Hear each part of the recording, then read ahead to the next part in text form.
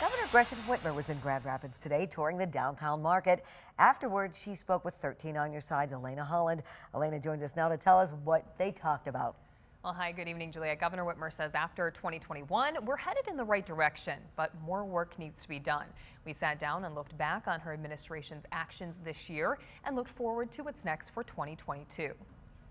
We all had hoped 2021 we would say goodbye to the virus forever and get back to normal, and obviously that's been a little frustrating. But Governor Whitmer says the state now stands in a strong economic position, touting a $3.5 billion budget surplus and low unemployment. But there are a lot of good things happening. You know, as you look at our GDP is growing faster than our neighboring states. Our personal income is the fourth highest growth in the nation right now.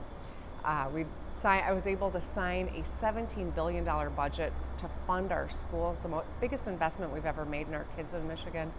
Expanding daycare, leveling the financial barrier that keeps people from getting skills to get in a good paying job. Governor Whitmer ran her campaign under the promise of fixing the damn roads. She said federal dollars on infrastructure and her Rebuilding Michigan bond plan are putting orange barrels out on the roads. Decades of underinvestment can't be repaired overnight, but we're on the road, literally. Infrastructure also includes access to safe water. As she claimed, Michigan now has the strongest standards for detecting PFAS and lead in the nation, but the work is not done. We're making headway, but I'd love for the legislature to embrace the Michigan Clean Water Plan so we can do it all across the state of Michigan. Earlier this year, Whitmer signed the school aid budget into law, eliminating a funding gap between schools. It also led to hiring more than 500 mental health professionals in schools. Next, she wants to work with the legislature to see what can be done to keep schools safe, including a conversation on gun control in light of the Oxford school shooting.